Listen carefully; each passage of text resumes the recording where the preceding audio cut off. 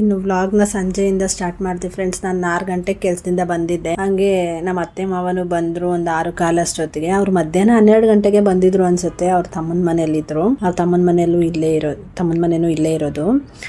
ಹಂಗೆ ಹೋಗಿ ಒಂದು ಸ್ವಲ್ಪ ಹೊತ್ತು ಇದ್ಬಿಟ್ಟು ಊಟ ಅಲ್ಲೇ ಮಾಡಿದ್ರಂತೆ. ಊಟ ಅಲ್ಲೇ ಮಾಡಿಕೊಂಡು ಸಂಜೆ ಟೀ ಕುಡ್ಕೊಂಡು ಬಂದಿದ್ರು. ಇನ್ನು ಬಂದಿದ್ದಾರಲ್ಲ ಸಂಜೆ ಅಂತ ಹೇಳಿ ನಾನು ಹಂಗೆ ಒಂದು ಲೋಟ ನೀರು ಕೊಟ್ಬಿಟ್ಟು ಆಮೇಲೆ ಟೀ ಮಾಡಿಕೊಟ್ಟೆ. ಟೀ ಕುಡಿದ್ಬಿಟ್ಟು ಕುತ್ಕೊಂಡಿದ್ರು. ಒಂದು ಸ್ವಲ್ಪ ಹೊತ್ತು ಮೊಮ್ಮಕ್ಕಳ ಜೊತೆ ಮಾತಾಡ್ಕೊಂಡು ಹಂಗೆ ನನ್ನ ಜೊತೆನೂ ಮಾತಾಡ್ಕೊಂಡು ಊರಲ್ಲೆಲ್ಲ ಹೆಂಗಿದ್ದಾರೆ ಅಂತ ಕೇಳ್ತಿದ್ದೆ. ಊರಲ್ಲಿ ಅಂದ್ರೆ ಅವ್ರ ಮಗಳು ಹತ್ರನೇ ಇರೋದು, ಮಗಳು ಅಳಿಯ. ಹಂಗಾಗಿ ಹೆಂಗಿದ್ದಾರೆ ಅಕ್ಕ ಅಂತ ಕೇಳ್ತಿದ್ದೆ. ಹೇಳ್ತಿದ್ರು ಎಲ್ಲ ಚೆನ್ನಾಗಿದ್ದಾರೆ ಅಂತ ಹೇಳಿ. ಆಮೇಲೆ ಹಂಗೆ ಊರಿಂದ ಬಂದಿದ್ರಲ್ವಾ, ಏನೇನೋ ತಂದಿದ್ರು ಬ್ಯಾಗ್ ಅಲ್ಲಿ. ಇನ್ನು ಖಾಲಿ ಕೈಯಲ್ಲಂತೂ ಬರಲ್ಲ ಅಂತ ಇಟ್ಕೊಳ್ಳಿ. ನಾವಾದ್ರೂ ಎಲ್ಲಾದ್ರೂ ಹೋದ್ರೆ ಖಾಲಿ ಕೈಯಲ್ಲಿ ಹೋಗ್ಬಿಡ್ತೀವಿ. ಇನ್ನ ಅವರೆಲ್ಲಾನು ಮೊಮ್ಮಕ್ಳು ಇರ್ತಾರೆ ಅಂತ ಹೇಳಿ ಖಾಲಿ ಕೈಯಲ್ಲಿ ಬರೋದಿಲ್ಲ. ಏನಾದ್ರು ತಗೊಂಡ್ ಬಂದೇ ಬರ್ತಾರೆ.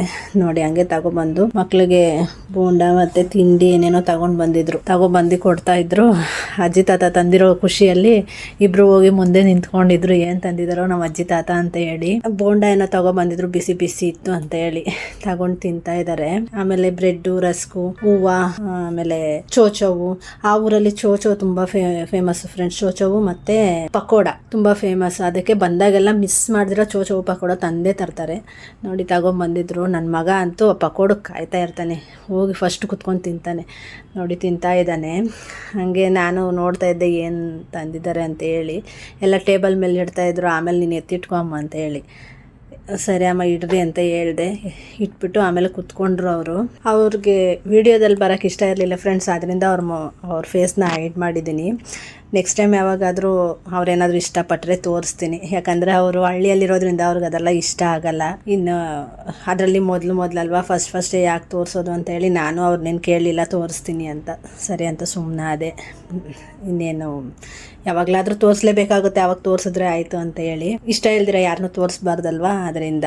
ನೋಡಿ ನನ್ನ ಮಗಳು ಬೋಂಡನೆಲ್ಲ ಖಾಲಿ ಮಾಡಿಬಿಟ್ಟು ಕೂತ್ಕೊಂಡಿದ್ದಾಳೆ. ನನಗೊಂದು ಕೊಟ್ಟಲು, ನಾನು ತಿನ್ಕೊಂಡು ಕೂತ್ಕೊಂಡಿದ್ದೀನಿ ಈ ಕಡೆ.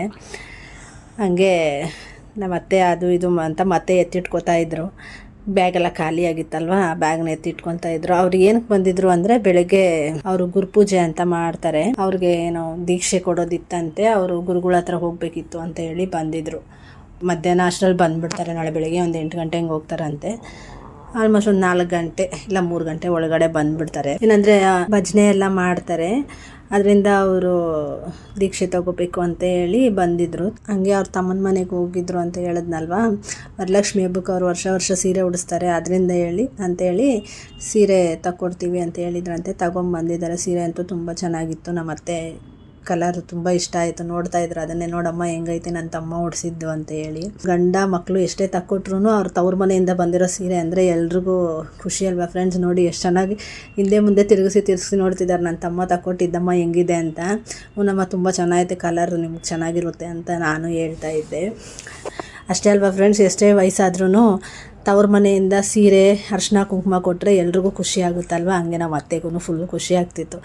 ನಮ್ಮ ಮಾವ ಹಂಗೆ ನೋಡ್ತಾ ಇದ್ದಾರೆ, ಏನು ಸರಿ ನೋಡ್ತಿದ್ದಾಳೆ ನೋಡಿ ಸೀರೆನ ಅಂತೇಳಿ. ನೋಡಿ ಎಷ್ಟು ಖುಷಿಯಾಗಿ ನೋಡ್ತಾ ಇದ್ದಾರೆ. ಅಂಚು ಬಾರ್ಡ್ರು ಎಲ್ಲ ನೋಡ್ತಾ ಇದ್ದಾರೆ. ಅವ್ರಿಗೆ ಇಷ್ಟ ಆಯಿತು ಸೀರೆ. ಮತ್ತು ಅವ್ರ ಅಮ್ಮ ಇದ್ದರು ಇಷ್ಟು ದಿವಸ.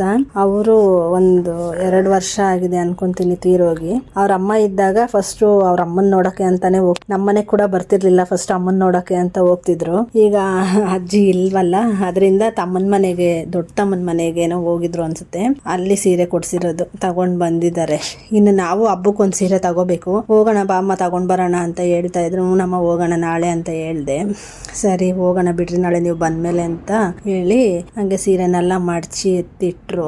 ಹಂಗೆ ನಾನು ಅಡುಗೆಗೆ ರೆಡಿ ಮಾಡ್ಕೊಳೋಣ ಅಂತ ಹೇಳಿ ಅವರೆಕಾಯಿ ಸುಲಿಯಕ್ಕೆ ಕೂತ್ಕೊಂಡೆ. ಅವರೆಕಾಯಿ ಸುಲಿತಾ ಅದು ಇತಕ್ ಬೇಳೆಗೆ ಅಂತ ತಗೊಂಡ್ ಬಂದಿದ್ದು ಫ್ರೆಂಡ್ಸ್. ನೋಡಿ ಇತಕ್ ಬೇಳೆಗೆ ಆಗ್ಲಿಲ್ಲ, ಅದು ತುಂಬಾ ಎಲ್ಲ ತಟ್ಟೆಕಾಯಿ ತರ ಇತ್ತು. ನಾನು ಅಲ್ಲಿ ನೋಡುವಾಗ ಚೆನ್ನಾಗಿ ಮೇಲೆ ದಪ್ಪಕ್ಕಿತ್ತು ಕಾಯಿ. ಸರಿ ಇತಕ್ ಬೇಳೆಗೆ ಆಗುತ್ತೆ ಅಂತ ಹೇಳಿ ತಗೊಂಡ್ಬಿಟ್ಟೆ. ನೋಡಿದ್ರೆ ಮನೆಗೆ ಬಂದು ಅದು ಇದಕ್ಕೆ ಬೆಳೆಗೆ ಆಗಲ್ಲ ಅಂತ ಹೇಳಿದ್ರು. ನಮ್ಮ ಅತ್ತೆ ಆಗಲ್ಲಮ್ಮ, ಅದು ಇಸ್ಕಕ್ಕೆ ಆಗಲ್ಲ ಅಂತ. ಸರಿ ಬಿಡಮ್ಮ ಹೋಗ್ಲಿ ಹುಳಿ ಹಾಕೋಣ ಅಂತ ಹೇಳಿ ಸುಲಿತಾ ಇದ್ವಿ. ಇನ್ನೇನು ಅವರೆಕಾಯಿ ಇತ್ತು ಅಂತ ಹೇಳಿ ಹಂಗೆ ಉಪ್ಪಿಟ್ಟು ಮಾಡ್ಬಿಡೋಣ ಅಂದ್ಬಿಟ್ಟು ಉಪ್ಪಿಟ್ಟು ಮತ್ತೆ ಕ್ಯಾರೆಟು, ಒಂದು ಆಲೂಗಡ್ಡೆ ಎಲ್ಲ ಹಾಕ್ಬಿಟ್ಟು ಮಸಾಲ ಉಪ್ಪಿಟ್ಟು ಥರ ಮಾಡಿದೆ ನೈಟ್ ಊಟಕ್ಕೆ. ಸಾಂಬಾರು ಮಾಡಿದೆ, ಸಾಂಬಾರು ಸ್ವಲ್ಪನೇ ಇತ್ತು. ಇನ್ನೇನು ಮತ್ತೆ ಸಾಂಬಾರು ಮಾಡೋದು ಒಂದು ಹೊತ್ತಿಗೆ ಅಂತ ಹೇಳಿ ಹಾಗೆ ಇನ್ನು ಬೆಳಗ್ಗೆಗೆ ಬಾತ್ಗೂ ಆಗುತ್ತೆ ಅಂತ ಹೇಳ್ಬಿಟ್ಟು ಅವರೆಕಾಯಿ ಬಾತ್ ಮಾಡೋಣ ಅಂತೇಳಿ. ಅವರು ಹೆಂಗೂ 8 ಗಂಟೆಗೆ ಹೊರಡಬೇಕಿತ್ತು. ಬಾಕ್ಸ್ಗೂ ಆಗುತ್ತೆ, ಅವ್ರಿಗೂ ಆಗುತ್ತೆ ನಾಷ್ಟಕ್ಕೆ ಅಂತ ಅವರೆಕಾಯಿ ಬಾತ್ ಮಾಡೋಣ ಅಂತ ಹೇಳಿ ಸುಲಿದಿಟ್ಕೊಂಡ್ವಿ.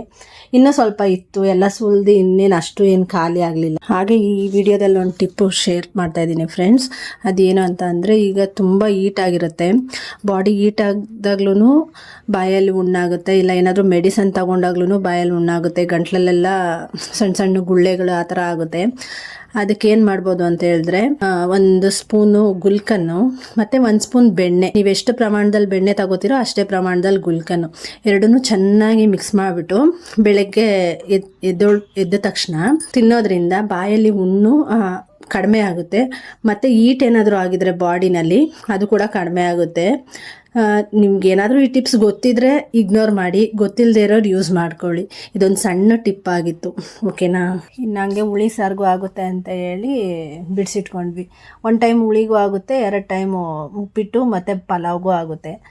ಆಮೇಲೆ ಹಂಗೆ ನಮ್ಮ ಅತ್ತೆ, ನಾನು ಸುಲ್ಕೊತೀನಿ ಬಿಡಮ್ಮ, ನಿನ್ನ ಸೊಪ್ಪೇನೋ ಸೋಸಬೇಕು ಅಂದೆ, ಸೋಸ್ಕೊ ಅಂದರು. ನಾನು ಸರಿ ಅಂತ ಸೊಪ್ಪು ತಗೊಂಡೆ, ಸೊಪ್ಪೆಲ್ಲ ಬಿಡಿಸಿ ಎತ್ತಿಟ್ಬಿಟ್ಟು ಫ್ರಿಜ್ಜಲ್ಲಿ, ಆಮೇಲೆ ಉಪ್ಪಿಟ್ಟು ಮಾಡೋಣ ಅಂತ. ಇನ್ನು ಸೊಪ್ಪು ಜೊತೆಗೂ ಅವರೆಕಾಯಿ ಹಾಕ್ಬೋದು ಅಂತ ಹೇಳಿದ್ರು ನಮ್ಮ ಅತ್ತೆ. ಬೇಯಿಸ್ಬಿಟ್ಟು ಹಾಕಮ್ಮ ಚೆನ್ನಾಗಿರುತ್ತೆ ಅಂತ ಹೇಳಿ, ಹಂಗೆ ಸೊಪ್ಪು ಸಾರು ಆಗುತ್ತೆ ಅಂತ ಹೇಳ್ಬಿಟ್ಟು ಬಿಡಿಸ್ತಾ ಇದ್ರು. ಇನ್ನು 2 ದಿವಸ ಅವರೆಕಾಯಿ ಅಂತಲೇ ಅಂದ್ಕೊಳ್ಳಿ. ಅವರೆಕಾಯಿ ಸೊಪ್ಪು ಸಾರು, ಅವರೆಕಾಯಿ ಉಪ್ಪಿಟ್ಟು, ಅವರೆಕಾಯಿ ಪಲಾವು, ಅವರೆಕಾಯಿ ಹುಳಿ. 1.5 kg ಅವರೆಕಾಯಿ ತಂದಿದ್ದಕ್ಕೆ ಇಷ್ಟ ಆಯಿತು ಫ್ರೆಂಡ್ಸ್. ಓಕೆ, ಇವತ್ತಿನ ಬ್ಲಾಗ್ ಇದಾಗಿತ್ತು. ನಿಮ್ಗೇನಾದರೂ ಸ್ವಲ್ಪನಾದರೂ ಇಷ್ಟ ಆಗಿದ್ರೆ ಲೈಕ್ ಮಾಡಿ, ಶೇರ್ ಮಾಡಿ, ಕಮೆಂಟ್ ಮಾಡಿ.